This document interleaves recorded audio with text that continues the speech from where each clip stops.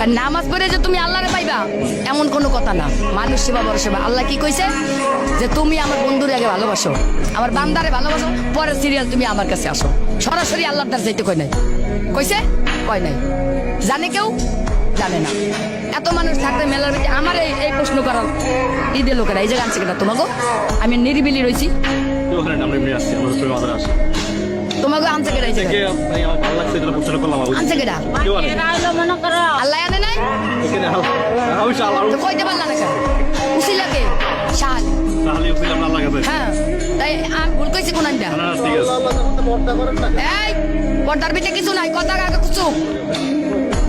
এই যে বোরকা পরে, বোরকার ভিতরে কিছু নাই বলে কি লেগা?